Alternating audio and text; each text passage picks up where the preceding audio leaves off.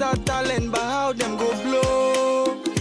Let it put so Africans unite for a peaceful living. We need no fight. Greed, let me know they take our lives. Nero butter in a bank account ain't tight. The leaders they do we our. You go see graduate riding Okada. Where them are children driving the Prada. Why? Because in father they gather. Africa, what we they show, what we they show, what we they show. Our present and future. What we they teach our youth. What we they teach, this be hangover, so the suffering so high.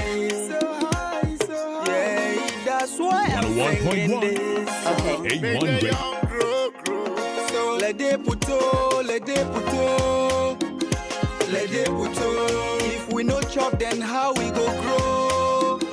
Let they put on. Potentials there, but how we go show them? Let they put on. Sabata talent, but how them go blow? Let they put on. Life that easy when you coming from the other side. That a seaside, I mean from backyard. 70 decided for Malanhula boy when penalty arrive, and I swear that is so sad. Cause when children are too grown up are childish. Life is about success, we succeed in seasons. We live life outside but mentally in prisons. True son to your father, you must see visions. Bante fabla, but me at, but me na get it at the car day and night. But more every youth still a win a beautiful. Welcome to the conversation segment. It's some 17 minutes after 8 a.m. here in the studios of A1 Radio 101.1 megahertz. You they cry, where are they cry? If you never believe, come see. Well, this morning, if you've been a follower of the Fourth Estate, there's been a publication around the issue of our revenue collection, the property rate sham, how assemblies lost millions of cedis through questionable revenue collection apps, Jospon linked company. This is a very important documentary. It was released by the Fourth Estate yesterday, and it highlights how some of our assemblies have lost monies. But then we'll be having to speak to a representative of the Fourth Estate later on phone. But I'll be bringing in Moses soon. But then let me announce to you that you need to get the safest home to keep your money.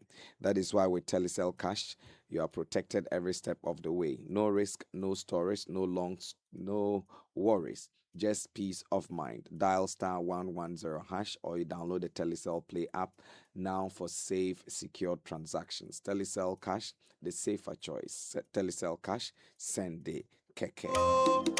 Let they put potentials there, but how we go show them? I believe you remember that not long ago our parents used to brush our teeth with pounded plantain and then mixed with charcoal. Yes, so charcoal has an essential medicinal property that helps remove toxins from our bodies. The natural absorptive property of charcoal helps to remove the bacteria that produces bad breath in the mouth, hence giving you a fresh breath. Kel Charcoal Toothpaste has been formulated and produced under strict hygienic conditions with all the necessary production protocols. Constant use of Kel Charcoal Toothpaste gives you fresh breath, whitens your teeth, reduces dental plaque, makes the gum healthy and strong, prevents cavities. Kel Charcoal Toothpaste is recommended for adults and children above 6 years. Kel Charcoal Toothpaste for whiter teeth and fresh breath. This is another quality product from Samara Company Limited. Kel Charcoal Toothpaste, happy smiles. You can contact 0246 864 798 or 0501 454 462. Keep this product out of the reach of children. Kel Charcoal Toothpaste, happy smile. This advert is approved by the FDA. You must see visions, but the fabla, but me at, but me na get it at the car day and night, but more na get seen every youth still away. So Moses, about this documentary that was released by the Fourth Estate, I believe you've gone through the document. Yes, and even before we come to the investigative piece by the Fourth Estate, carry out exactly the journalist said coming. It's something that tells how sometimes when we try to address a problem, we end up even creating more loopholes for the intent that we have. Because if you look at property rate or assembly generating revenue, their internal generated funds through tax and other stuff, every assembly within the country, they are struggling. Often we try to fault the revenue collectors, try to tease them that sometimes they will collect the money and will not either give it all out for whatever. And we all thought that when there's a system, a digital system where assemblies can use that to mobilize revenue, it will help the assembly to be able to generate their target and to take developmental issues within the catchment area. But if you're looking at the Fourth Estate documentary now, it tells that even the digital link that we all think that technology will come to help address the loopholes that sometimes will say people will, the tax collectors at the assembly level will take advantage of, is rather creating more harm. Because if you go through it tells that people are sitting comfortably, and these poor tax collectors, they will bring the money, and through the link, they will also enjoy themselves and all that. It tells how ungenuine we are as people, and we need to actually work on that. But fortunate for us, we have the big man himself who authored this particular documentary set, Kwame, to tell us more about this documentary. Right. Good morning, Seth. Thank you so much for making time to speak to us this morning. Morning. Great. Great. Let's talk about this documentary, this investigative piece that the Fourth Estate has carried out, that reveals some huge money lost through this property rate sham. Could you tell us what first drew the attention to the Fourth Estate to undertake this investigative piece? So, we, as part of our mandate, we do what we call follow the money. Okay. And this is particularly important because at the local assembly level, one would have expected that taxes collected there would go directly to local development.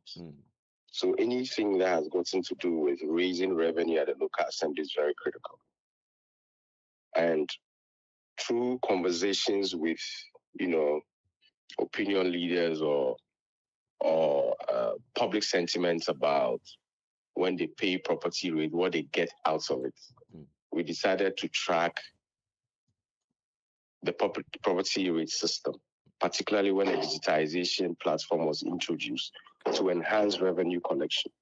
Because over the years, there has always been concern that local assemblies struggle to collect the revenue, so it doesn't reflect in development. So we decided to track how the digitization process, which was introduced in 2023, enhanced, revenue collection. So we sent right information requests to some assemblies, and then the funny thing is that we began to see a certain trend, and that trend is that in 2023, revenue dipped. In the year that the digitization process was introduced, you would have expected that revenue would rise significantly. But in that year, revenue across some of the assemblies dipped significantly. Yeah. And I believe you've seen the numbers. Yes, I've seen the numbers, and it's quite worrying because it is in an age and an era where we are all calling and made to believe that these digital solutions are one of the ways of sealing up these loopholes. Absolutely. Does this raise a question on how we even come about some of these digital solutions? I think so. I think that the idea is fantastic. The idea of removing the human interface in revenue collection is fantastic, because we have heard of, complaints about how revenue collectors collect the money and pocket it. So if there's a technological interface that will allow for a seamless revenue collection from the public to the assemblies, is great. Look at what's the name? Passport office.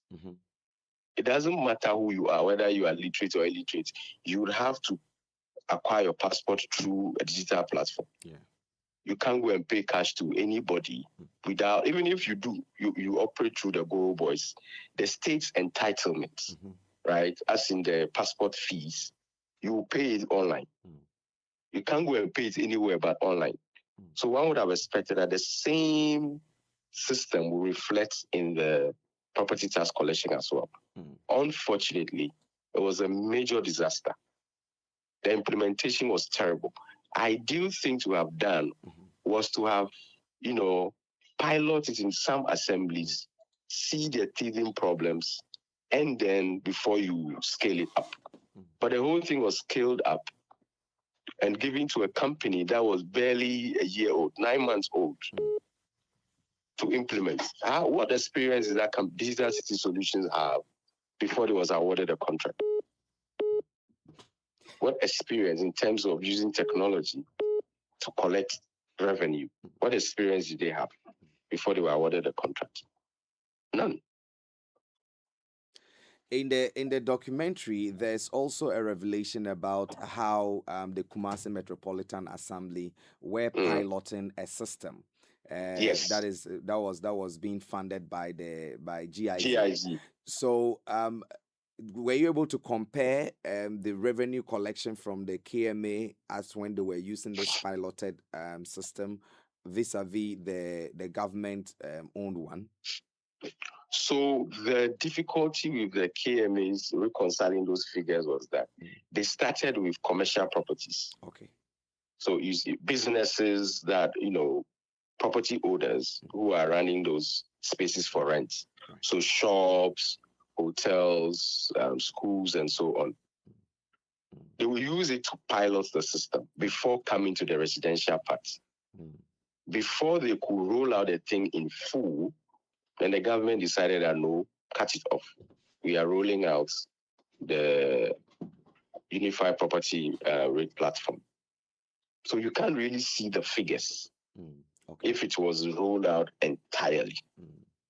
But as they said, as of September 2023, they had gotten 400,000 for an assembly that the previous year generated over 3 million cedis. Then they get 400,000 cedis the following year from a system that was supposed to make them more money. It was problematic. Let's talk about the company, the Digital City Solutions. You started off by telling us how long they had been in existence, but why does this company raise eyebrows? It raises eyebrows because, one, it has little experience. It has no footprint at the time it was awarded this contract. Secondly, the people behind it, right? The people behind it. Right. So you want to see that these people have delivered something that you can point to before you award them the contract. Right? It looked as though it was something that was thought of and then a company was created to implement it. And not that a company has been in existence, has done some good work in that space, using technology to intermediates revenue collection, and then is awarded a contract. Do you think that if it was opened up for tendering, there would have been much better positioned companies to have bidded for this particular project? Absolutely. This was single sourced. It means that the company was just chosen. And in single sourcing, I mean, it's funny because when you are giving a single source contract, there are benchmarks that you should meet. One, the company should be the only one, right, with that expertise to deliver that service. Two, it should be in an emergency situation.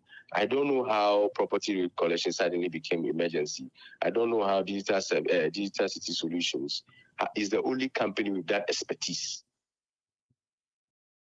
to deliver this. And it was a mess. It was a big mess. No wonder they actually reversed it in no time. Because if they had not reversed it, the assemblies that rely heavily on property collection, they would have, struggled.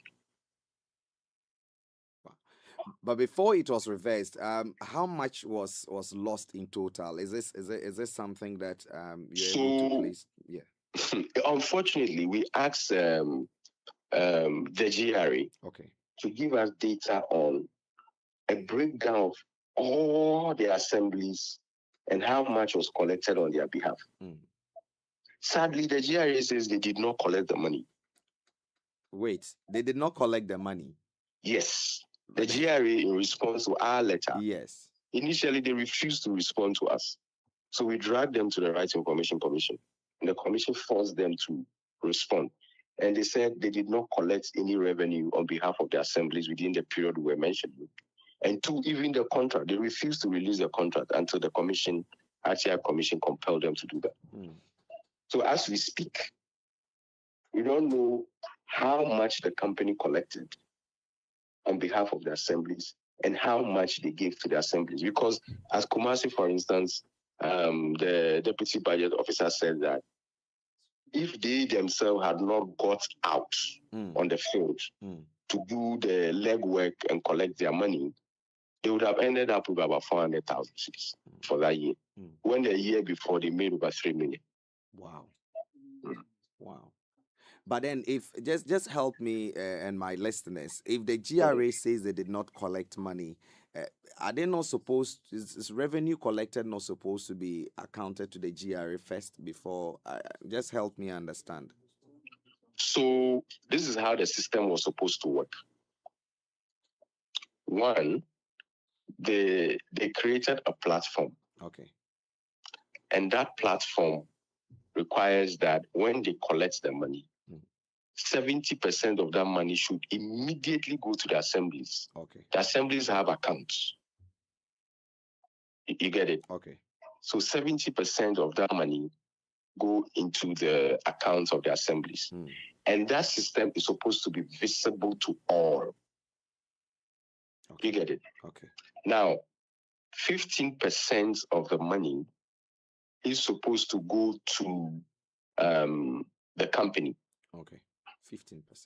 15%. Wow. Another 15% goes to the government. 3% of that money goes to GRA. Okay.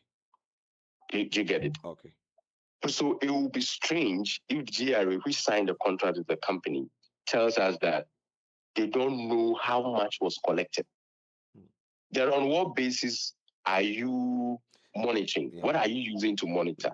And how do you even know that if the 3% that is coming to you is what you actually deserve? Yeah. And GRA at a point was touting the project as a very successful one. On what basis were they evaluating it and evaluating it? They mentioned figures. Where did they get the figures from? Did you get it? Yeah. There are a lot of questions that the GRA needs to answer, but they just shielded themselves and refused to respond. Now, I see that a website was given, myassembly.gov.gh. Was it Yes.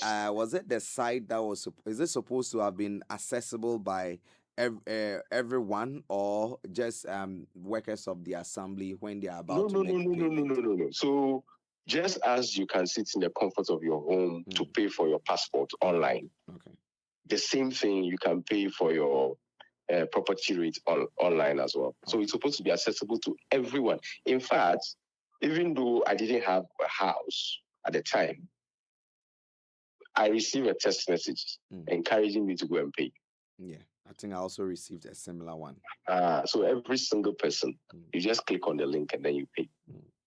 Could it also be that the revenue shortfall was because a lot of citizens didn't know much, they didn't have an understanding on how to operate this, how to get their way around this particular website?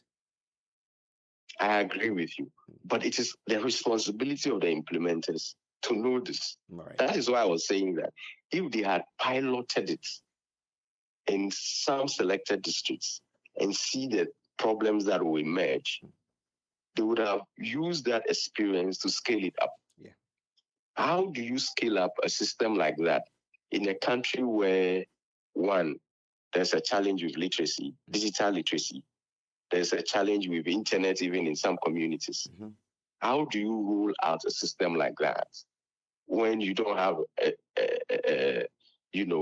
a public education system available? You don't educate people online via social media and think that it will rub on positively on the entire population. It doesn't work like that.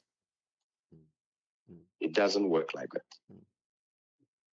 So, and unfortunately, it looked as though, from my engagement with some of the assemblies, it looked as though the GRA and Digital City Solutions did not collaborate.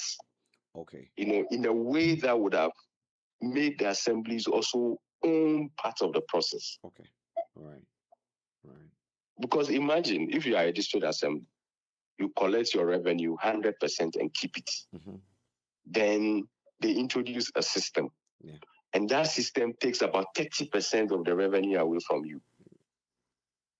Yeah. That becomes most of the assemblies will want it to fail anyway. That's my blunt. Yes, I think that's my blunt interpretation of it. Because if you are taking 30% of the revenue that I'm entitled to, if I collect 100 cedis every year, and you are telling me that you are introducing a system that is supposed to enhance my revenue collection, but I see that what is coming to me, I've lost 30%. But the revenue coming to me is not even a quarter of what I collected a year before. I wouldn't want that system to succeed. But was the 15% to the company not too much? I don't know. I just my brother, I wasn't at the negotiation table. Because anyway, we're both not at the negotiation table, so can I say Moses has a question. So, Seth, I want to find out who are the faces of this digital solution, and do you think, per your investigation and also looking at the laws of the country, do you think the laws can get hold of these people to explain to Ghanaians maybe the challenges that perhaps when they implemented this in the system they encountered, raising Ghanaians couldn't get to the revenue that they wanted to mobilize at the various assemblies? Okay, so you asked about the faces. Let me answer that first. So what we found was that, one, Digital City Solutions had a corporate shareholder. Okay. Right? Apart from the individual beneficial owners, it had a corporate shareholder. That corporate shareholder was Melkia Investments Ghana Limited. Okay.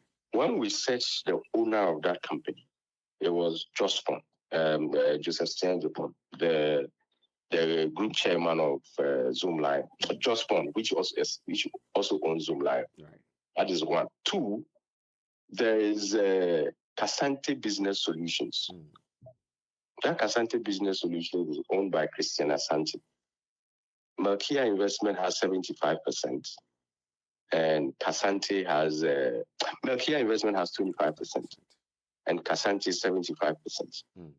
Now, when you look at the beneficial owners of the Digital City Solutions, they list Maxwell, Joshua Maxwellson, Oda Ofori, and one other person. And those are people, you search and you don't get much on them. But for the prominent ones, is this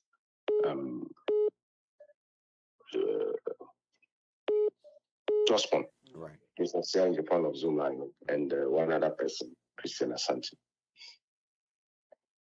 Now, where I wanted to know, and then you ask about in 2024 when the then minister designates for local government, decentralization, rural development, Martin A.J. Mensah Kosa appeared before the committee.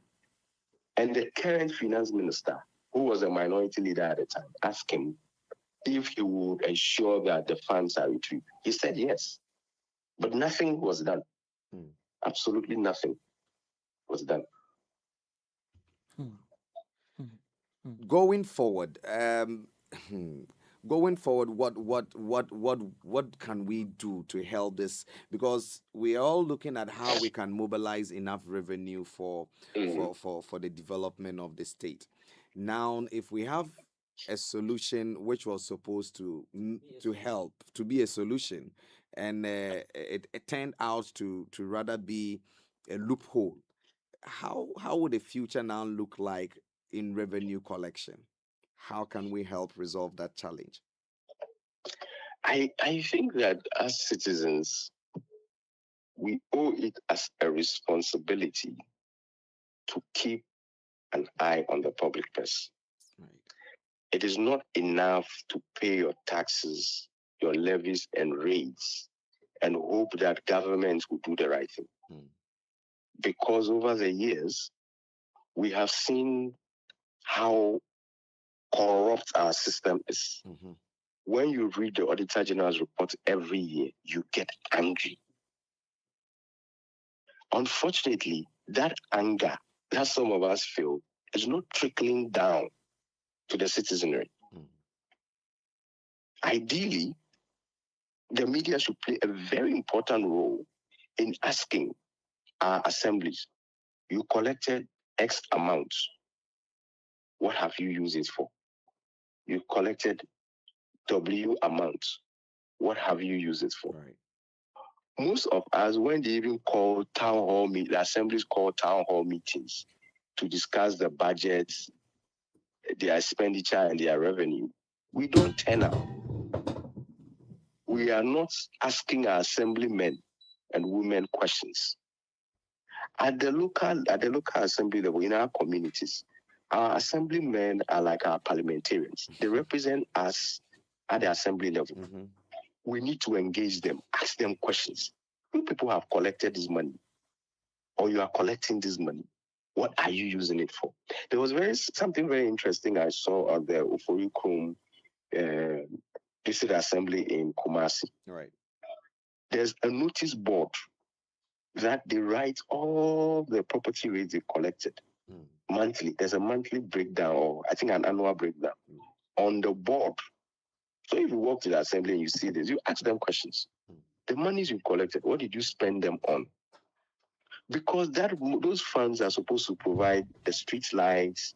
They are supposed to help patch those, small potholes in our communities. They are supposed to ensure that those small gutters that they need to construct to, help prevent floods are done. They are supposed to ensure that the classrooms are painted. Desks are provided for school kids. Right. But do we see them? No. And we relax. We pay our monies and relax. We should move from I have paid my property rate to I have paid my property rate. What have you used it for? That is where we should be heading to as citizens. It is not enough to fulfill our tax obligations to the state or our financial obligations to the state and leave it there. We need to hold these people accountable. You can't collect money and not tell me what you use it for. There are assemblies that are collecting monies and using some of those monies to pay funeral donations. How? How? How? You collect your money meant for PWDs and you use it for funeral donations. What the hell? What is wrong with you? You don't care. If you don't care about people, the most vulnerable people in your community, you don't care about them. They say a nation's character reflects in the way it treats its vulnerable people. Right. So we should hold our assemblies accountable. You have a right as a citizen to walk to any assembly in your community and say, I want to know how much you collected in property rates. I want to know how much you collect in these levies and taxes. I want to know what you spent it on. It is your right. It is your responsibility to track projects in your community. You see how we are running a series on abandoned projects. If the citizens in those communities were following up, asking questions, demonstrating if they need to ensure that those projects are completed, I don't think those up there will take them for granted. Seth, we are so grateful for speaking to us this morning about this this investigative piece. Thank you for the good work the Fourth Estate is doing. Thank you. Thank you very much. We are grateful for the support from you guys as well. Right. Great. So that was Seth Kwame with the Fourth Estate and with an investigative piece which sought to it's been clear a new system which was designed to help solve a digital solution, unfortunately, was taken advantage of. Not taken advantage of. Let's not say that, but there are a lot of factors that probably may have led to the loss of these funds. But one thing is clear: GRA hasn't been able to come out clearly with how much the assemblies may have lost through this system. And it's also possible that people did not know much about the system. There wasn't enough education to the general public on how to use the systems. But the future, as Seth said, let's learn to hold our assemblies responsible for the revenue they collect. Moses. And that is what, as journalists within wherever we find ourselves, we have to begin asking the critical question. If you say this, can you explain to us how, why? Then if we begin doing that, I think at the end of the day, we are building our society, we are building Ghana, and we are building the various regions that we find ourselves together. But talking about a brief understanding of things, we have Albert from Dizengoff, Ghana, to share with us what is even Dizengoff and how should we get to understand and also build upon that atmosphere of their activities that they are doing. Right. So we have a representative of Dizengoff, Ghana. He's called Albert. Albert, good morning. Thanks so much for joining us this morning. Good morning, and it's a pleasure to be on your airways this morning. Right. So let's talk about Dizengoff, Ghana. Give us an overview of your portfolio. All right. Thank you once again for the opportunity. I believe this is my third time of having this privilege of speaking on your airways. Right. And like I've always iterated, Dizengoff has been in business for more than 6 decades now.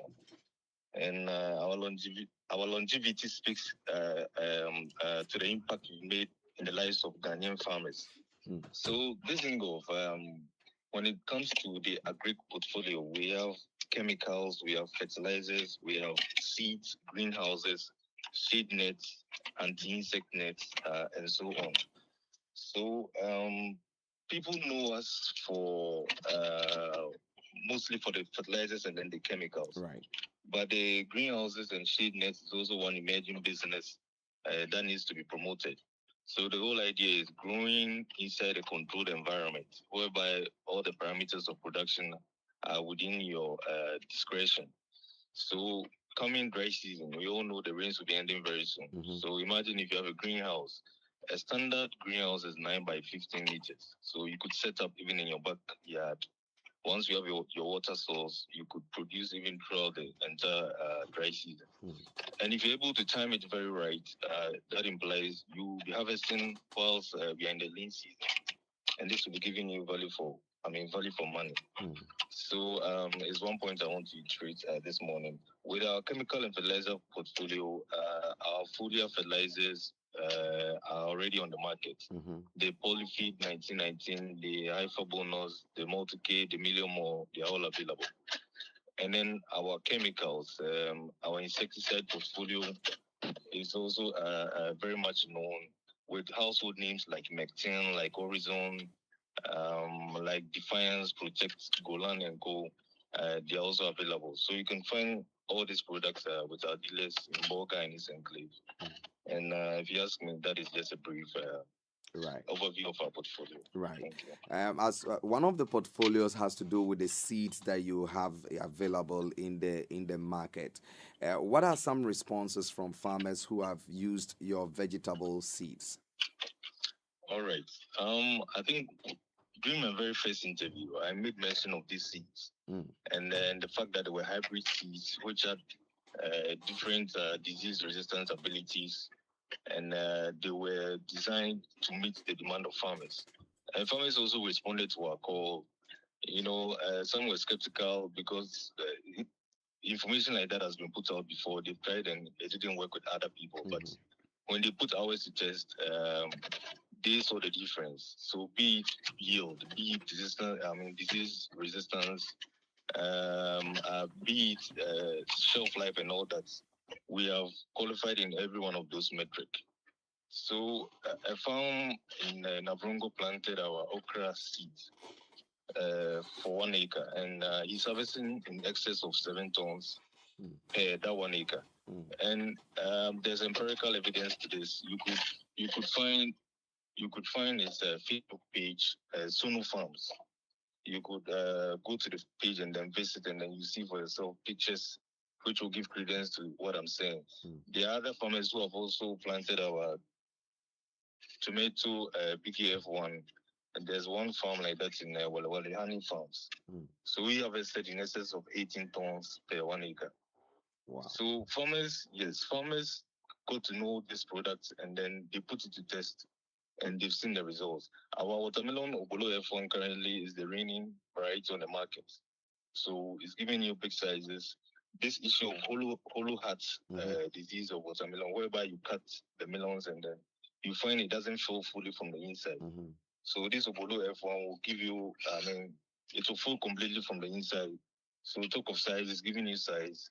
Talk of quality shelf life, we are also in that metric as well. So I would have to appreciate you, and then because it was through your means that we got to announce these products, right? And we've really had good response from our farmers as well. So. Right. That is it about this season. Initially, you said something about the dry season setting in soon. But then, what are some of the preparations that you have made towards the dry season vegetable farming? All right. So the dry season vegetable farming is a very exciting part of the season. So Dizengoff is well positioned to help our dear farmers and dealers to capitalize on this period to produce vegetables to meet the market. So I believe is the hope of government to actually make Ghana self-sufficient in the area of vegetable production. And every player along that value chain needs to be up and about. And we as manufacturers, we are well positioned to help our farmers in the area of seeds, like I initially mentioned, in the area of fertilizers, crop protection, insecticides, acaricides, nematicides, fungicides. So in every area, we are well positioned for this dry season. So we are also counting on our farmers and our dealers to also come along. And I believe together we can improve the value chain, and then we can go a long way to make Ghana self-sufficient in the area of vegetable production. There's one product I want to talk about, which is the potting soil. Okay. So it's a sterile media that we use for nurseries. What you need is the seed trays. So you just get the potting soil, fill the seed trays with the media, and then you plant your seed inside. So once the seed is viable, you have 100% germination, and then the potting soil has enough nutrients to suffice for about 4 weeks. And we believe after 4 weeks, that will be the time for transplanting. So it's meant to sustain the seeds throughout the nursery period up until the point of transplanting. So the potting soil is also out there for those who are not doing very large acreages, and then they maybe a backyard farming, and they are not sure of the media to use for the nurseries. You can count on the potting soil. Right. So that is it. Right. Let's talk about new additions to your portfolio. Are there some new additions that our cherished listeners and your farmers should know of? Yes. So our farmers last year were asking when we'll be bringing knapsacks. So we responded to their call. The Dizengoff knapsack is on the market. It has a blue and orange color combination. It really stands out. When you go to the various outlets, you cannot miss it. So the Dizengoff knapsacks are out there. Kindly do well to get it. These knapsacks will last up to 7-8 seasons. So it's giving you value for money compared to the not too superior ones, which you have to be changing every season. So once you get a very good knapsack, you are sorted. So Dizengoff has the knapsacks available on the market. Kindly do well to go to the dealers and then get one. And then we also have Omega. Omega is a new addition in our insecticide portfolio. So this has imamectin benzoate and acetamiprid. It's a broad spectrum insecticide. So for my dear farmers going into the dry season vegetable farming, Omega is also out there.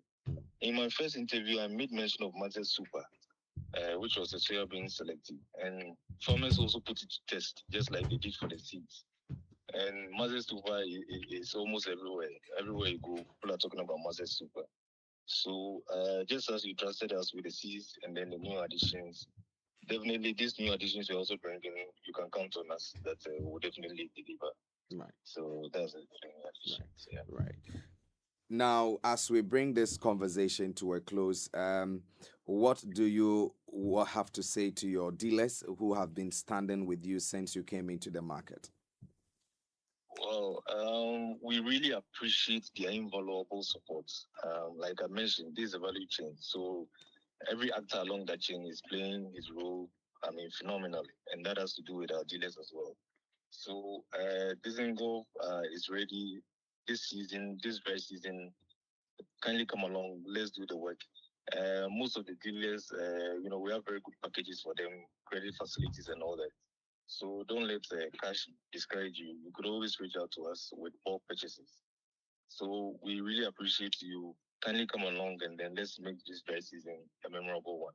Right. As we are all in the quest to achieve sufficiency in the area of vegetable production. Thank you. I know there are listeners who may be interested in the greenhouse farming or the shed farming, the shade nets. How do they get more information about it? How do they get it set up for them? All right. So if you want more information, I'm putting my number out there. My number is 0577 679 7880. 0577 679 780. You could also find us at Tamale Gunaili. We are right inside the Dundee roofing premise. Tamale, inside the Dundee roofing premise around Gunaili area. So kindly come by. We are open Monday to Friday, 8 to 5 p.m. We have consultancy services as well. So kindly come around. You have all these things I mentioned, the greenhouse components, the sheetness and everything. So kindly do well to come around. Thank you. We're very grateful, Albert, for speaking to us this morning. Thank you. It's a pleasure. Right. So that is Albert of Dizengoff, Ghana, speaking to us about their new portfolios and also why you should get their products, which are currently available in the market. Let's go for a quick turnaround. We'll be back to continue discussion here. Now, ladies and gentlemen, I've got a question for you. When you go out there to eat, what do you look out for? For me, I love food. I look for serene environment, conducive and hygienic cooking conditions, meals hot and delicious. These are what best describes Maiden Kitchen. Maiden Kitchen is located inside GNTC, and on their menu, they have fufu with goat light soup, kenke with tilapia, TZ with ayoyo, is it banku with okra stew or pepper? Do you want plain rice or local rice balls with palm nut or granite soup, jollof with chicken, konkonte with palm nut soup and coffee, boiled yam with palava sauce, wache with fish, pastries, or is it red? Very affordable at Maiden's Kitchen, located inside GNTC. Visit Maiden's Kitchen today and thank me later. Call them on 0546 713 161 or 0243 314 188 and 0209 522 241. Maiden's Kitchen, the best. Amen. If you believe it, say amen. Amen. Amen. Are you on a quest for the ultimate cement? Steady and strong? Look no further. Savannah Diamond Cement is your #1 choice. Quality, affordability, and resilience combined. Savannah Diamond Cement never lets you down. It's all weather resistant and produced to endure. With Savannah Diamond Cement, your projects are secured. Proudly crafted in Ghana at Savannah Diamond Cement Limited in Bupe, Savannah region. Savannah Diamond Cement is the only cement that gives you the results you desire and lasts for several generations. Savannah Diamond Cement, where strength meets affordability and reliability is guaranteed. Savannah Diamond Cement is available in any cement shop near you. Don't hesitate. Make the call today. 020-20-21175 or 050-161-7837. Savannah Diamond Cement, the builder's choice. Savannah Diamond Cement, as hard as diamond. 30 years ago, MTN arrived in Ghana and everything changed. Now, to celebrate 30 years, we are giving back big time. The MTN at 30 promo is here. 9 Toyota Land Cruiser Prados to be won. Over 10 million Ghana cedis in rewards, plus so much more. Connect to your everyday hustle on MTN. Make video calls. Browse the internet for business with family and friends. Connect your home to MTN Fiber. Make that money move on Momo and stay ahead because every move counts. Ghana, let's celebrate 30 years of MTN with the MTN at 30 promo. Use more MTN services, build more points, and win big. Dial *530# or visit the My MTN app for more. Mr. Kojo, 1 minute before you go to work. The AC you said you want to fix, it won't work. Why? Because the electrician will come and chisel my wall. It will make my building weak. Wait, is that a puppy? No animals in my house, oh. Kojo knows all the challenges about renting. That was his reality until he discovered Republic Bank. With Republic Bank's flexible mortgage solutions, you can move from tenant to homeowner quickly. Imagine stepping into your own home, a place for your family to grow and create memories. Big up. Join the Republic Verse. Republic Bank, we're the one for you.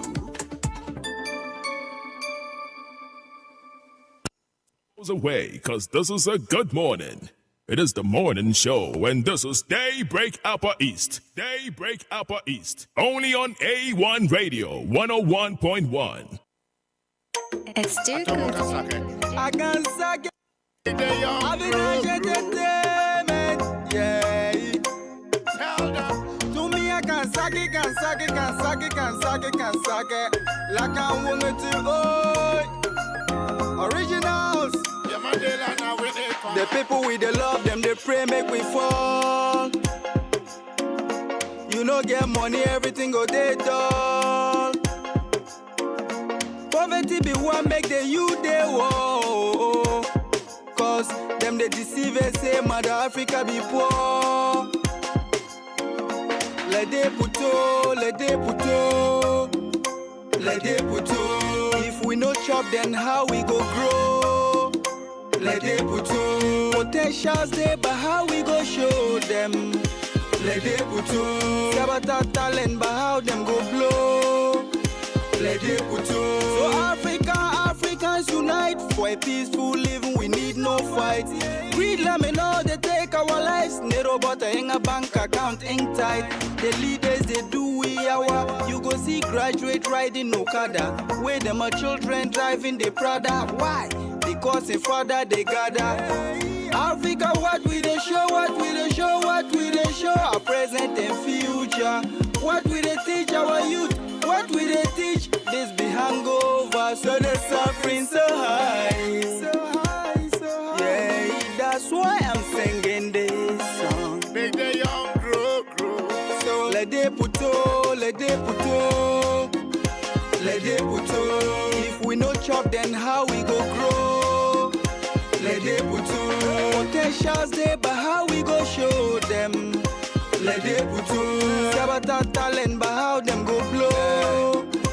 Let they put life that easy when you coming from the other side. That seaside, I mean from backyard. 70 decided for Malang like a boy when penalty arrive, and I swear that is so sad. Cause my children are too grown up are childish. Life is about success, we succeed in seasons. We live life outside but mentally in prisons. True son to your father, you must see visions. Santa Fabla, but me heart, but me na get it at the car day and night. But Mona get seen every youth still a win a beautiful Catalina.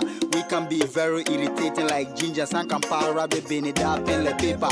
Social media no bother, just phone and data. You they cry where they cry. If you never believe, come see Buku Banku, let's see. The people with the love them, they pray make we fall. Them they pray make we fall. You know get money, everything go dead done. Everything go dead done. Poverty be one make the youth they walk. Cause them they deceive and say Mother Africa be poor. Let they put let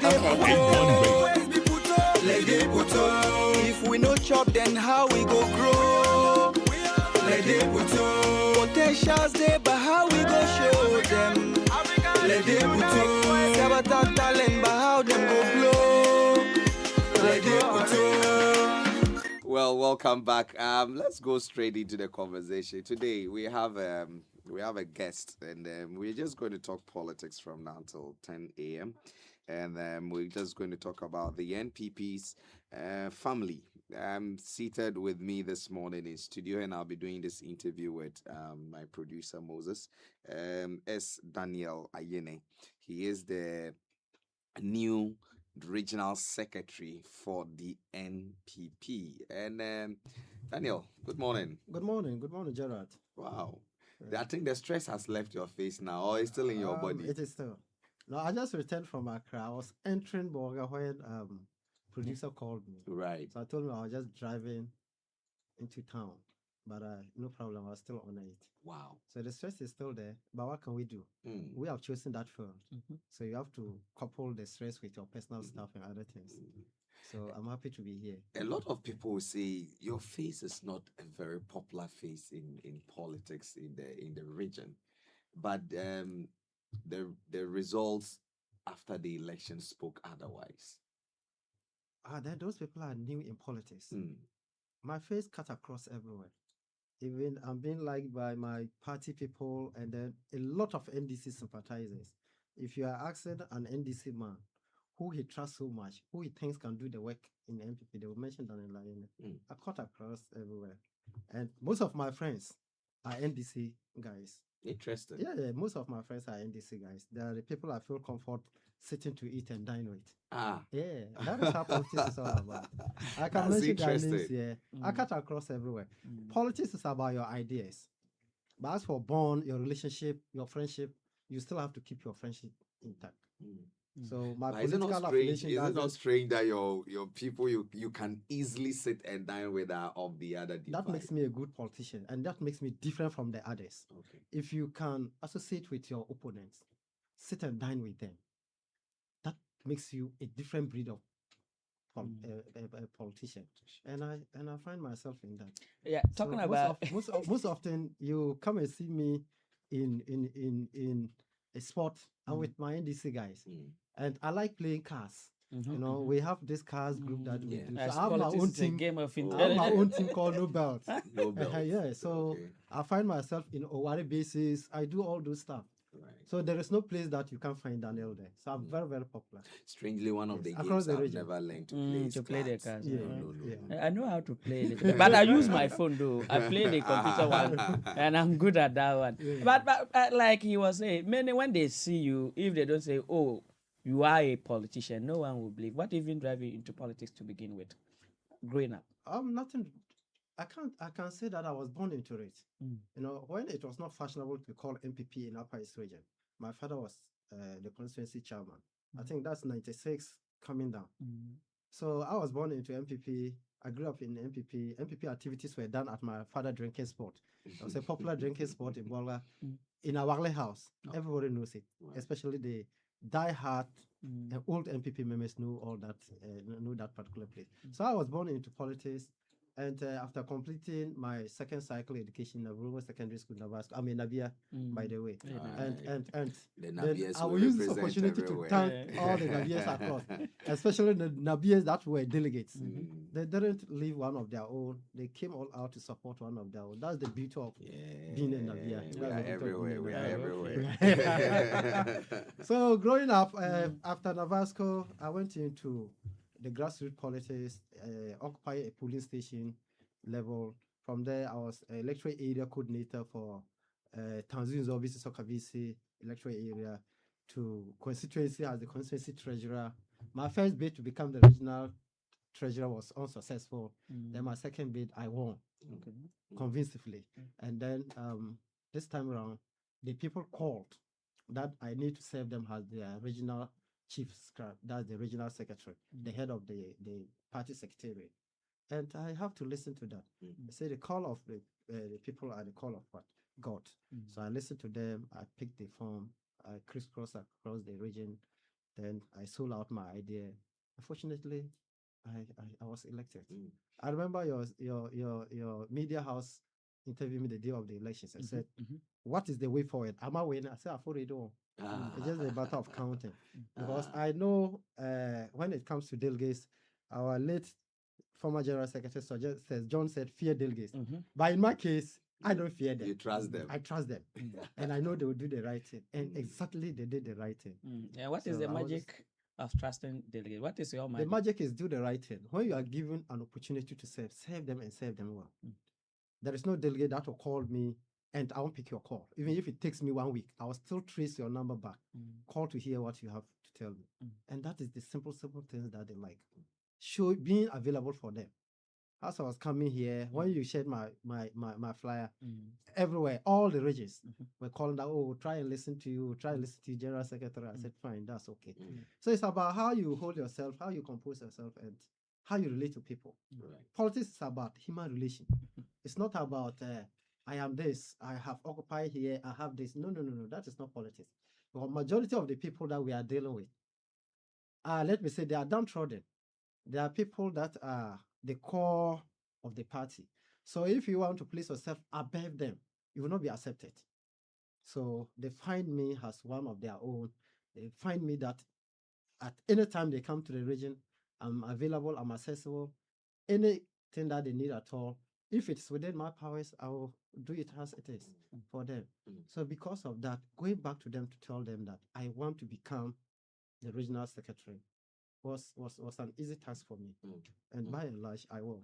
Even though I had a difficult elections, I have never gone into an elections like this, that you have so many, forces play in here and there. Yeah, But that is part of politics. I expected it. So. I think the people will be interested. You're saying the forces. Yeah. When you said it was a difficult one, I thought it was just the opponent. But then now you mentioned forces. Oh no, the forces are within your own party. The truth is that while you are selling your message, others are also counter. Will counter it. And it's not everybody that thinks that you can do the work. They are the forces I'm talking about. Right. It isn't that there were some hidden forces that say, no, Daniel Ayene cannot become the regional secretary. I hope you got my point. So what were some of the challenging messages that when you go to delegates, they will share, or maybe hearing that, oh, maybe some people are also saying or doing this to counter what you think is the right way for you if they give you the nut and all? Maybe you can give us three of them. There's this school of thought that thinks that all the old executive, which I was part of, should be thrown out. Oh, okay. Because they are thinking that we didn't perform. And based on that, I want to agree with them because we never had a single seat in the region. So if somebody wants to measure your performance based on what you have achieved during the 2024 elections, I will agree with them that we didn't do well as a party. So a school of thought thinks that no. You people, you have to sit back and then fresh people will come. So you need to convince the delegates why it's happened that way and what you think you can make things what happen. Okay. So my message was simple. Yes, I'm part of the system that disappointed. But I think I have not placed myself in a good position that I think I can overturn what happened in 2024. And that was a clear message. And what I needed to do as a secretary, I told them that NDC is a party that is found based on what? Founders. We are not like NDC, MPP rather. We have so many founders, the like of Cabo, Tolona, there are so many of them. But when it comes to NDC, they have only one founder, that's Jerry Rawlings. Yeah. But when it comes to MPP, the way we treat our former executives, it's not good. The way we treat people who have shouldered the party up to date, it is unfair. We tend to ignore them. And my message was simple. We need to reach out to everybody, especially the former executives, former executives, people, the patrons of the party, people who have worked for the party when we were kids. Some are still alive. Yeah. Why do we ignore them? My father is a typical example. My father is still alive. Had it not been his son being, one of the leading members of the party, he will be forgotten. There are so many of my father colleagues. Yes, colleagues in the region. We don't reach out to them. And in politics, it's about numbers. Numbers matter. And we can go and hold rallies everywhere and tell the people, look, vote for MPP, vote for MPP. But when they get home, there is somebody who tells them, no, go this way. And they will listen because he is the head of the family. So why will we neglect people like this? So that is why I told them that my core mandate is to bring everybody together, is to unify everybody, is to talk about what reconciliation. Because the elections that we went to and lost woefully, it was out of apathy. Why? Because our own people didn't come out to vote for the party. Why didn't they come out to vote for the party? There were so many things that probably they didn't like the direction that the party was going. And it's a party that gives birth to government, not the vice versa. But we allowed the government of the day to swallow the party, which we think will not work when we are given another opportunity to rule Ghana. So that was the message I sold across. Right. And I think people bought into it. Right. And they realized that, yes, even at the various constituency level, they also have same people, they have the same issues about unity, reaching out to their former executives. Because as regional secretary, if I sit here and said, I can do all the work, I'm a liar. I can't. I need the support of the former secretaries. I need the support of my former executives. I need the support of the constituency executives to aid me to do my work. But if I want to be that bossy kind of person, I'm the regional secretary. Look, everybody will fold his arm and leave the work for you. And can you do it? You can't do it alone. So that is why we are preaching unity and reconciliation. And when we are able to, reconcile all our ranks and then bring everybody together, I think with this scammers that are in has government, will do away with it. I don't think you have to call them scammers. Oh, anyway, if you say scammers, I don't know which of them that you are talking of. But I always tag myself as a gentle politician. Yeah, so okay. So anyway, these people that deceive their way into power. Okay. So I believe that word is palatable. Yes, yes. So, but were there any also monetary forces whereby places that you visit, maybe your opponents or perhaps the forces that you talk about will come and either triple or maybe make it heavy that you feel that no, you are not making headways and all that? Oh, no. If there are monetary forces there, well, even at our police station level, we met our flag bearer, Dr. Elijah Mahmoud Bawumia. He said, look, even to become a polling station executive in MPP, it's a difficult task. Okay. It's a difficult task. Now to talk of being a regional executive. Yes, there will be, money to show appreciation, but no money to buy the conscience of the people. I equally did say, when they came, you have to visit them, thank them for coming. And after that, you just leave them something that, look, you can use this one to buy your water or to make your transportation back. But that is not to induce the person to vote for you. So you didn't buy motorbikes for people to vote for you, or maybe no, give not them at all. huge. I don't even have that resources. I don't even have that resources to do that. But I don't even know if there is something like that happening. That people buy motorbikes. I can't talk to that, but I want to dismiss it because at least I would have seen one of the motorbike. Oh, okay. Because because I wasn't a delegate. Okay. I would have seen one of the motorbike. I believe if you're a delegate, you'd have gotten your share. Any of it. So if I sit here to tell you that there was something like that, I'm telling a lie. I didn't see something like that happening. Right. But if it happened at the blind side of me, well, I can't speak to that. Right. But I didn't see something. And I don't even think in opposition, a candidate or an aspirant can afford resources to go about that kind of expensive campaign. Right. Yeah. Let's talk about the composition of this new is executive. Yes.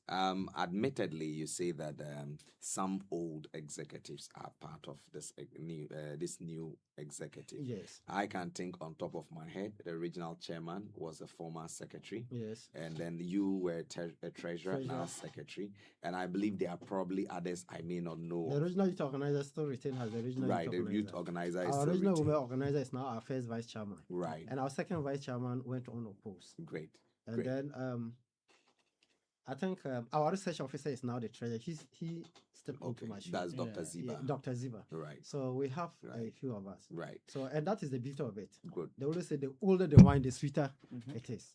Others will say that they are assembling the whole team that filled the region, but it's the opposite. It's Dr. Boutros Ghali says it's only a fool who does not change his mind. Yeah. So we took steps and decisions that didn't inure to the benefit of the party. So we need to change. We cannot still keep on to the old things that we did that didn't yield positive results for the party. So we are in as old executives, and I think we will change the status quo. We'll change the way things were done to see whether we can annex seats. I think I started in one of the radio stations and said we are going to increase seats. And people were attacking me that you want to increase from what to what. But I bet to differ that. 0 is a number. We can increase from what?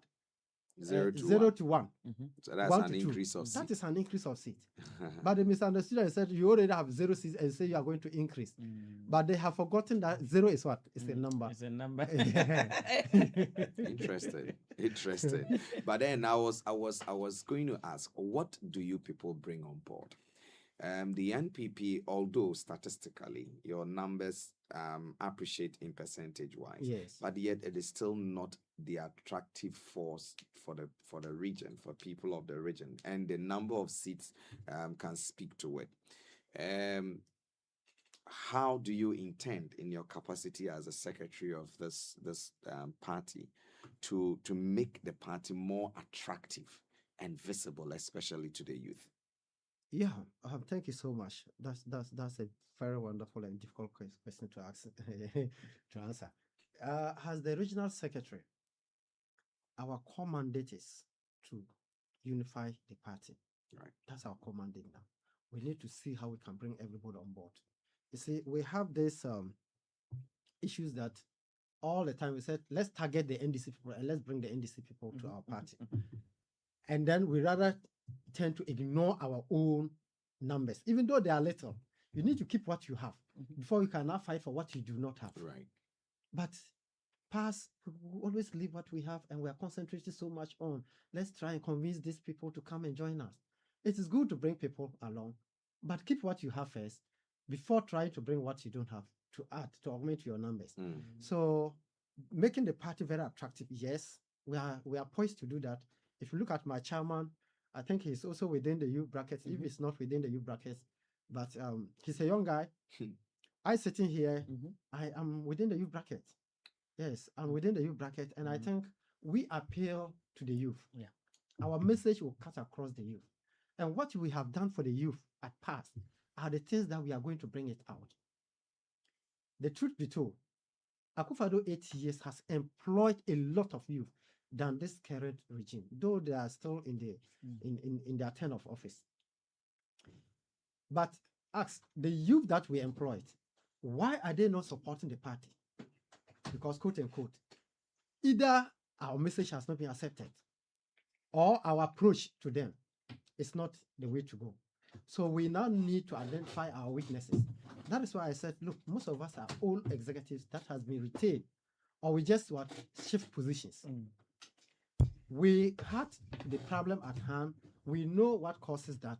And I think we are the right people to see how we can make changes within ourselves to make the party attractive to the youth. But come to think of it, you said the party is not attractive here. Yes, I sat in your sister station, Bolga FM, and I told them that, look, NDC had this propaganda that they have been singing. They have sung it for so long. And that have gone into the hearts and mind of the people of Bolgatanga. And that is, tag MPP as an Anakan party. That is an Anakan party. It is not accepted here. And that have gone into the hearts and minds of the people of Upper East. And they keep on saying that MPP is an Anakan party. And you ask yourself, I sit here, I am typical Frafra. My original chairman is a typical Frafra. Our flag bearer is a Northerner, Northeast, a stone throw from our region here. So why do you tag such a party an Anakan party? Knowing very well that the founders of the party were even Northerners. The Northern People Party came to join the UP traditions, and they give birth to the current MPP. So this is the message that they have been putting across on the minds of the people, that we are an Anakan, but we have to dismiss that. And we have to prove to them why we are not an Anakan party. It is a party that belongs to Ghanaians. And has Northerners, we are part of what? Ghanaians. And the party that they even associate themselves to, the NDC, we have been voting massively for them. In terms of parliament, they have 15 over 15. But does that commensurate with the development we are getting? No, not at all. You come here, we have a city MP, he has done 12 years. He wants to go for 16 years or so. And what I heard him saying is that, why do they think that he should not continue? Ask yourself, what have you done that you want to continue? What have you left that you want to come and complete? This is the time we people from Upper East, the Upper Eastness, we need to stand on our ground and vote on development. If we put an MP there or a presidential candidate and he's not performing, let's kick the person out. Let's bring somebody who will perform. If I know that I'm given the opportunity for 4 years and I have not performed, the next time I know I'll be kicked out. Won't I do my best to lobby for projects? They say MPs, they are there to make laws. Yes, they are there to make laws. But they are also a vehicle for bringing development into the constituencies that it belongs to. I had, when late this Honorable Mutaka died, then that we heard that he had a fund that has trained over 20 medical doctors. You come to Upper East, when they push doctors here, they go back. They complain that they can't stay here. Why can't our MPs do same? If you have Azaka Dongo being the MP for Bolga Central for 12 years now, or 16 years, or is it 14 years or so? 14. If you have a fund to train doctors, pick the needy but brilliant students from Bolgatanga Central here and train them to become medical doctors. And they are bonded here. Do you think they will run back to the south to work? They will stay here and work. But we don't do that. All that they do is that they say, oh, we are giving scholarship to a needy but brilliant student. And when you ask, where is that scholarship coming from? The MP Common Fund. And when you get there, they say, oh, write an application, send it to the chief director or the MC. When you get there, they'll give you 500 Ghana cedis or 1,000. I call that transportation back to school. That is not scholarship. Scholarship is identify a needy person, putting the person in the right place, knowing very well that the person is coming back to serve his people. So we are lacking in that field. Our MPs are sleeping. And why are they sleeping? They know very well that even if they sleep and come back next elections, they'll be voted. So why will they perform? They will relax, they won't perform. So it is time the people of Upper East vote based on development. Let's vote based on what our MPs and then the government is doing. John Mahama was in town. He said he was coming to inaugurate or cut short for inner roads and all those stuff. And I asked myself, Are they found in your budget? No. How are you going to execute them? We don't even have the idea where the funding is coming from. And you are now preparing to exit. You have about 2 years left to go. And you are now talking about building inner roads. When we have roads that have been started by MPP government and they are not completed, we can't go ahead to build them. When we have Agenda 11 hospital dotted all over, then the government cannot come and complete them. Our brothers and sisters are sitting, they have completed nursing training school, they are sitting in their homes. They can't be posted because government said there is no place to post them. Instead of thinking outside the box to complete these hospitals, bring them in, employ them to work. It's life first before market. They are going around building 24-hour model markets or so. If I don't have good health, will I go to the market? No. So let's complete those schools. Let's complete those hospitals. Let's recruit our teeming youth that are sitting in the house. You promised them jobs. They voted for you because we couldn't employ all of them. Then today they are crying because you are not even listening to them. And if you are making this message, don't you think people will say that you are not being sincere to Ghanaians or perhaps the people of the Upper East Region, especially the youth? Because you were there 8 years. You were there 8 years. And some of the things that you are seeing that are lapses on the part of government, similar things can be pinpointed. What were preventing you people So why did they vote us from out? doing that? They vote us out because we couldn't do some of the things that they allege. That is why we are not in power. So they bring you in to address them. So if we are comparing, it's like you are comparing orange to mangoes. It doesn't happen like that. Is MPP still in power? No. Yes, we did our part, but government is continuation. We couldn't employ all, but the last batch that Akufo-Addo employed before we left power, that batch, the next batch to that batch are still sitting in the house. So can they fault MPP for not employing all? No. So these But are the some point of I'm making. The point I'm making. I'm very passionate about it. Okay. Look, let's complete Agenda 11. Let's complete. Yeah, they are because working on some E-blocks- of them. In the Upper E-blocks- East region, I think the Katsina Nankana West District and also Boloka East was mentioned. And if you go to Garu, I'm told by the MP for Garu They were that- mentioning. that They were the MP mentioned. of Garu that by October, maybe they will open the Garu one because they are now fixing the doors and windows and other stuff. So No, it tells that they are working on it. Of course, I haven't seen pictures to Mr. verify. Moses, Mr. Yes. Moses, I beg to differ. The same president that campaigned on employment came to tell us that why will Akufo-Addo even start 111 hospitals at the same time? So meaning he has no intention of what? Completing them. He has no intention of what? Even completing, because it wasn't his brainchild. For a president to speak like this, every district, I didn't even know why Akufo-Addo didn't make it 275 hospitals, but 111 that he has a cause to complain. Volga here, are you happy with what we see at the regional hospital? We need to have a district or a polyclinic that when it's not critical, if it's about malaria and other, minor illness, sickness, you can go to the polyclinic. But everything, we are now moving to the referral hospital, which is the regional hospital. So when a president sits and have this idea to bring it on board, then you will come and rubbish it and say, why will he even start with 111 hospital at the same time? Look, whatever you can do, let's do that and complete the hospitals. And they are Than the doing it. markets that they are building. Are I they don't doing know. I don't know why it's a misplaced priority also. Yes, I would say that it's a campaign message. And even in their campaign message, they promise 24-hour economy, but not the 24-hour market. The markets, if they complete them, definitely they are looking at it being operationalized 24 hours. We have the but I Volga don't market. want to talk We have about the the Volga market. market. Is it 24 hours? Look, you will agree with me that we have two markets in Volga here.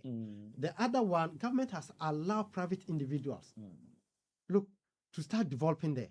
I wanted them to do compulsory acquisition of that place, and that will be our second market. But rather, They are taking that money to go and put a market at my community. So can we see there? Won't your So you people- think won't your your people, How are they going to benefit it? Won't No, it won't open your up people- Open up the in what? community? In terms Won't of your what? people raise up argument that you are kicking against something, a project that is coming to their What community? will they benefit from the project? That is the important thing. It's a market. It's a market. Yes. Going Business around, will I've seen thrive. markets that they have built, shelves, Yeah, the market and shares. nobody even goes there. Mm. When you get there, you only find animals dotted all over. Markets grow organically. Yeah, because give the people what they need, but not what you want. It's going to be a white elephant sitting there if they complete it. I bet. But has the project started? I saw them digging some foundations, but I don't even know how Right. how well it Let's will be. let's get back to the aftermath of the election. I'm always very interested in how parties manage their internal conflicts. Yes. We may you will be disingenuous to the people who listen to us if you say that, oh, as for our party there is no internal wrangling. I believe that this election has caused people to step on each other's toes. People are aggrieved. People are not happy with maybe some of the way things go on. But how is the party going to manage its internal conflicts? How this new crop of executive to ensure that quest to unseat the NDC in 2028 caused people to step on each other's toes. People are aggrieved. People are not happy with maybe some of the way things go on. But how is the party going to manage its internal conflicts? How this new crop of executive to ensure that everyone is on board in your agenda and quest to unseat the NDC in 2028? Ajara, thank you so much. I think I've already answered that question when you asked about the way forward. I said the way forward is unity. When I won, the following day I met my colleague, Honorable Daniel Gadwa. Right. We shook hands and I told him that, look, I'm bringing you on board for us to work together. I can't do the work alone. Same way the chairman did. Same way the first and second vice and then the others did. You see, going into elections, you need to have one body. That is, you need to be united. Right. So how we can do to bring everybody on board is our key agenda.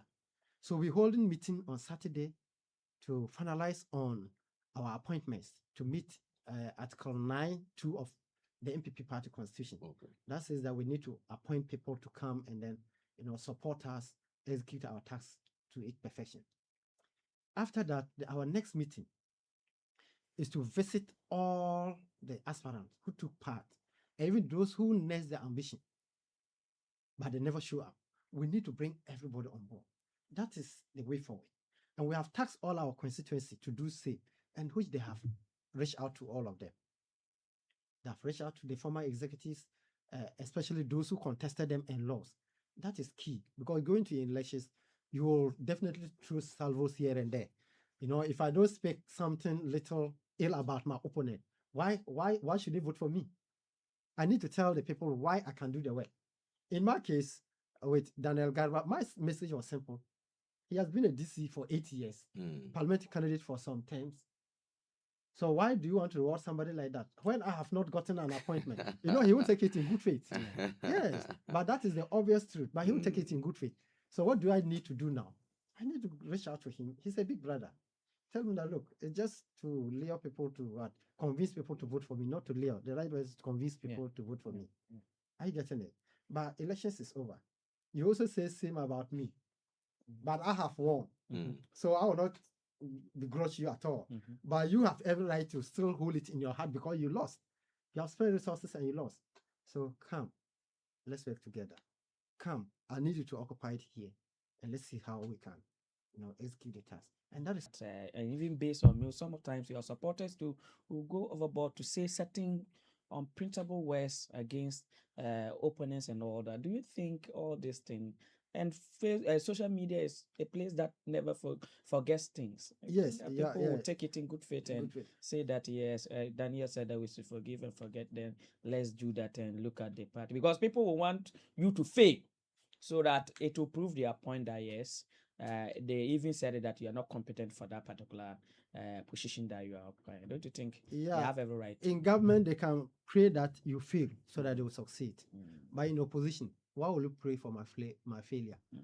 If you are asking that I should fail or you pray that I fail, indirectly you are saying that the party should also what? Fail. And at the long run, what will happen? We will not win power. So everybody in opposition will pray that the party wins power.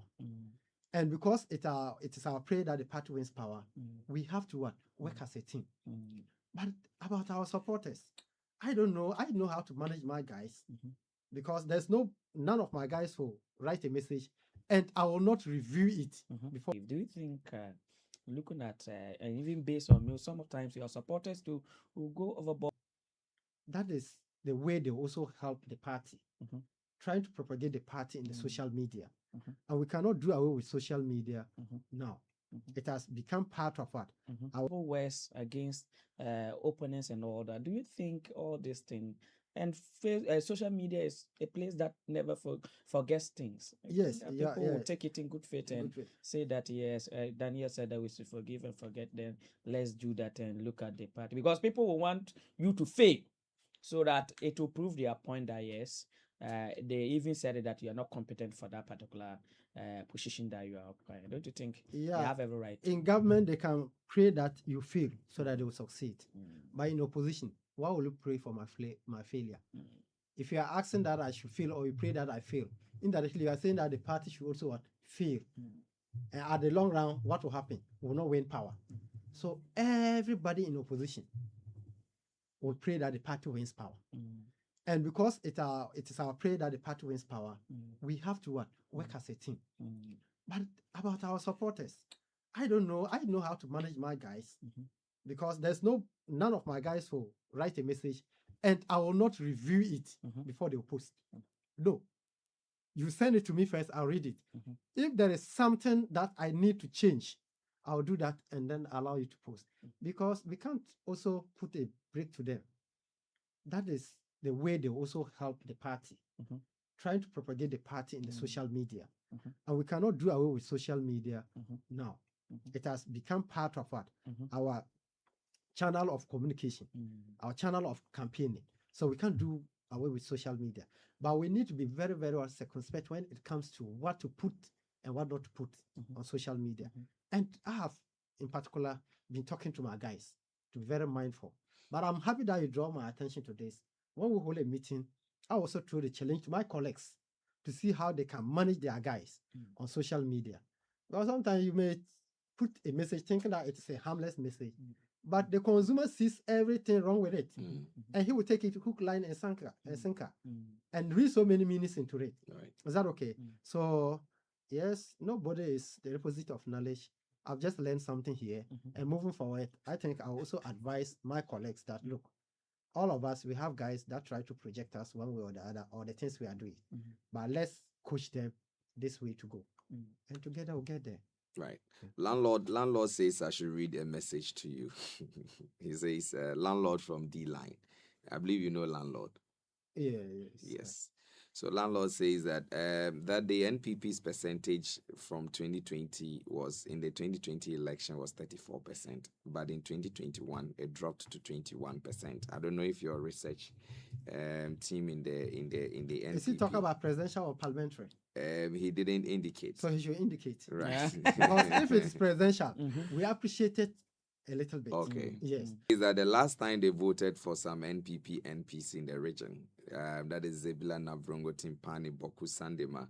Is asking what development did they bring to their various constituencies? For which reason you think that the NPP will become attractive in the region?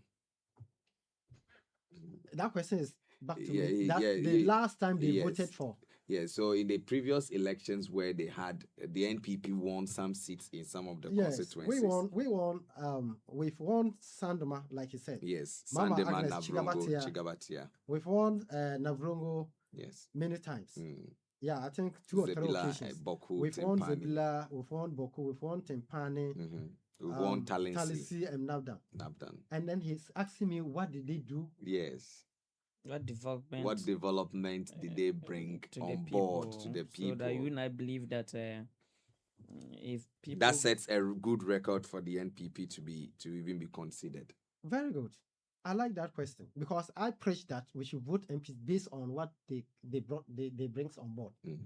The likes of Chigabati that he speaks about, I can tell you that I was very young when Chigabati was made the MP. But my checks for here now, I can't pinpoint that he has done ABC that warrant MPP to win that seat again. But I can do my checks background and then come back. Right. Is that okay? But with that of Nabdan, I can confidently tell you that Boniface come back. Right. Is that okay? But with that of Nabdan, I can confidently tell you that Boniface Gamble was the MP there. And then the second cycle institution there, the Congo Secondary School, he started the foundation. For that secondary school. And then Kufuor at that time put up the dormitory block and then the administration block. I can point to that. Then when you go to Kofi Ada, he should be the least to talk about what Kofi Ada has done for the people of what? Navrongo. I was in Navrongo Mike FM. I told them that, look, we have done so well. We have constructed the inner roads. Where he couldn't complete that. We have been able to construct the the water line from Tono Dam to Bolga here to Zwango by Danny Construction Limited. That was the era of what? Kofi Ada. So if he's talking about what our MPs did, they have done marvelously. Right. They should rather be telling me what their MPs have done that they think they should retain them. But I shouldn't refer me to 15 years, 20 years ago MP that we are talking about now. Do you think that kind of politics is what is keeping us disillusioned about development? We keep referring to previous 10 years ago. 20 years ago? I think we're here when someone referred us to the year 2000. That's something that happened in ago. 2000. I'm like, actually, I didn't even know I was coming to sit here to be a journalist. About reference. Yeah. But let's look at the national perspective. So I don't think we are talking about 50 now. Until the close of nomination. And then filing. You can pick form, and yet it's another thing to file. Yes. Yeah. Like the regional executives that we were having. People picked form at the day of the voting. They came and withdrew from what? The contest. Okay. So until that is done, we can't be certain with the number now. Right. But has the party become this attractive in opposition that has warranted for so many people to want to contest for positions? Is it a contest to salvage the party, or it is just a contest to make a name? Not to make a name. You cannot contest to become regional secretary just to make a name. No. To salvage the party. Like I was telling you, NDC got into power through their lies. They were preaching about the economy, which some of us agree that the economy wasn't the best of its shape. The pressure about petrol, diesel, fuel. Today, stepping here, I bought a liter at 17.55. We left it 15 to 16. So what is the difference? People have gone to realize that NPP was doing far, far better than they are doing today. So that is why people think that, look, if I have a position, I should be able to spearhead and speak the truth and convince people to bring the party back to power. That is why people are running everywhere to get the form, to get vetted, get elected, and then do the party work. It is not just for a name's sake, but they want to do the party work. And in opposition, if you have such numbers, the regional contest, the constituency was very different. Numbers, so many people show interest in leading the party. And when it got to regional west, national too, we're just talking about 50. Trying to become executives for only 11 positions or so. That tells you that the party is still attractive. And together we'll bring the party back to power. Attractive just based within the NPP, or attractive as Ghanaians perspective that we are trying to attractive to Ghanaians now. Because I began the statement by saying that they promise so many things. They promise jobs. We are not seeing jobs.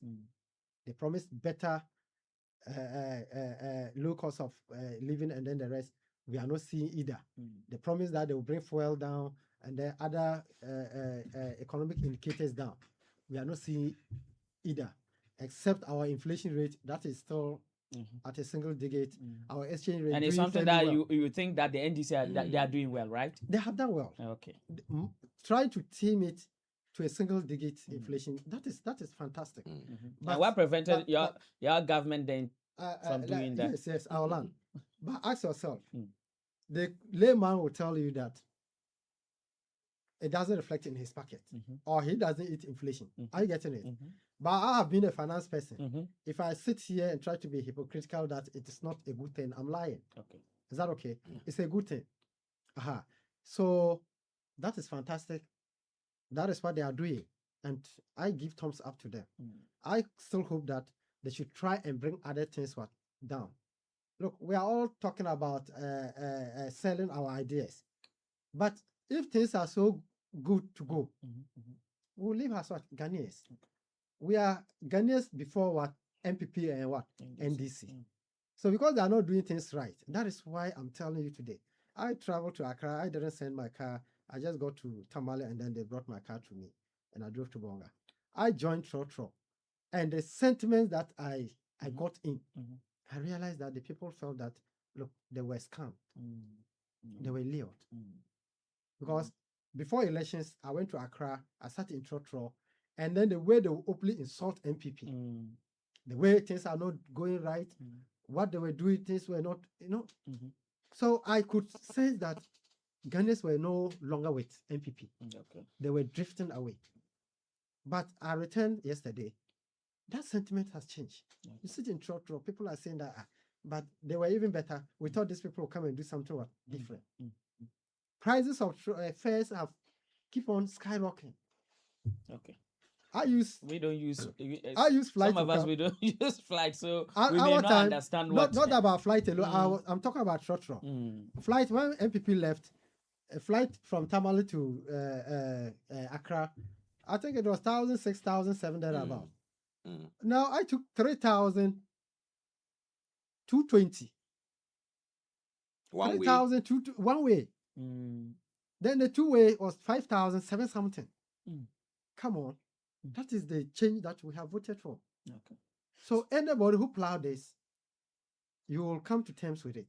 Anybody who use STC, you use it before elections and you are still using VIP and STC, you come to terms with what I'm saying. So with these messages, Daniel, tell us, within the Upper East region, how many seats are you people looking at? And you think that you are carrying, including yourself, the executive, together with supporters of the MPP, they will realize for themselves within the region here? All seats are winnable, but we have our targets. It's premature to sit here and tell you that, Moses, we are targeting here, we are targeting here, and this is what we are going to do. Numerically, just give us that the okay? numerical value. Oh yes, we are targeting about 4 seats, 4 to 5 seats. Yes, but I can't tell you The those constituencies seats, that you are we looking at, targeting. and because You won't tell that's a targeted seats, going by the position of the party in the region, we have won about 8 or 7 constituencies before. We've won Talisi, we've won Nabdam, we've won Boku Central, we've won Binduri, we've won Timpani, we've won Navrungo Central, we've won Chanapaga, we've won Sandma. That's 8. That tells you that they are winnable seats in Upper East. So we are targeting some of them to win. And inshallah, I think we will get some. We are not targeting, if I sit here and say that all seats are winnable in all constituencies are winnable in Upper East, you call me a joke. And I will fit into that perfectly. We cannot win all the seats, but we have the seats that we want to target and win. Right. And that is where our focus will be. Right. There are some messages here on Facebook. Let me just read them out to you. MC Weissman says, solid message from our humble regional secretary. Asa Jonas Kohli, I think I got balls done. Your financial secretary is watching you from Sirigu. MC Weissman here again says that the unprecedented regional secretary, Ayene, the unifier. Then we have is it Agila Justice.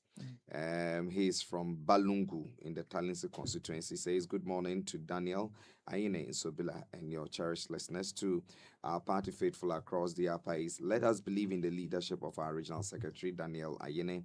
The elections are behind us, and now is the time to unite, work harder, and rebuild confidence of the grassroots. Leadership is not only about occupying a position, it's about listening, bringing people together, and giving hope to the people who continue to believe in the NPP. I encourage all of us to give the regional secretary and the team the needed support and cooperation as we work together to strengthen the party and prepare for the bigger task ahead of the election 2028. The road will not always be easy, but with unity, commitment, and collective effort, we can rebuild and give our grassroots renewed hope.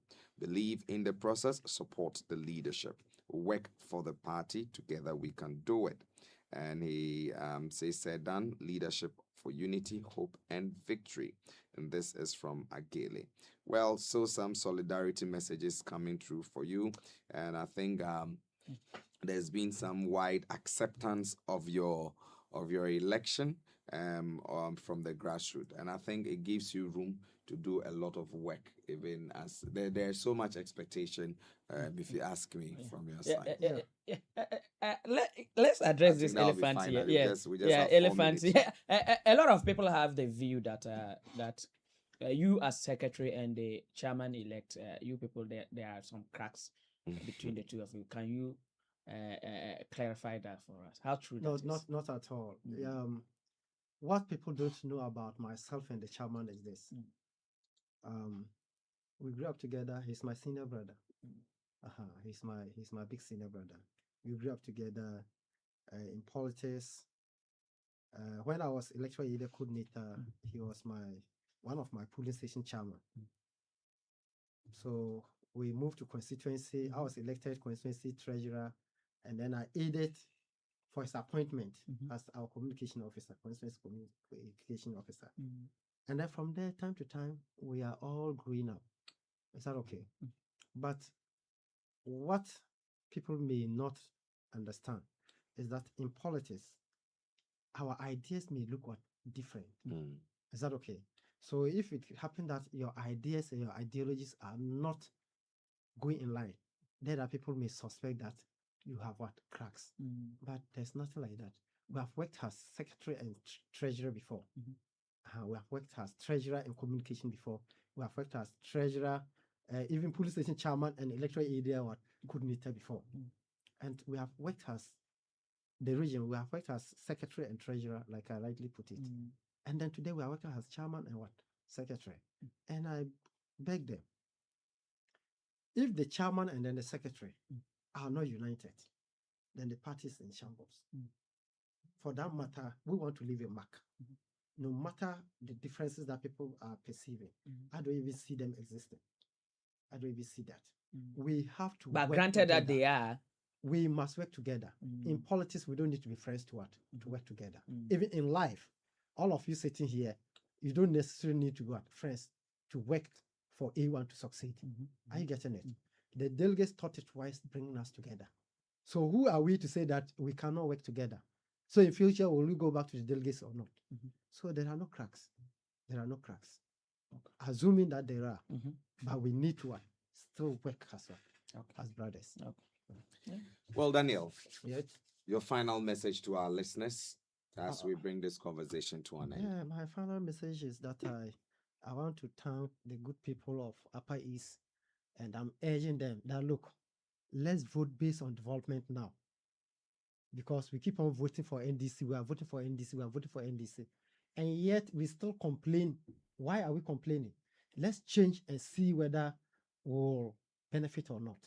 And that my greetings goes to my family and then the MPP fraternity, that inshallah, they should let us unite together and work for the unity of the party and bring the party back to power. That is my message this morning. All right. Our guest, Daniel Ayine Insobila, he is the regional secretary for the NPP, joining us in studio to have this conversation. We want to appreciate all those who send messages We can't. This is not a conversation to open the phone line, so apologies to all those who called. But if you send us a message, we can read it out for him. This has been Daybreak Upper East. Thank you so much for being part of the show. I've done this morning's interview. We did it together, Moses Abapia and myself. Thanks to Joseph Yara for visual support. Thanks to Kofi Ametepe and Emmanuel Abwaje for the technical support. Enjoy the rest of the day. Kofi Ametepe and Emmanuel Abwaje for the technical support. Enjoy the rest of the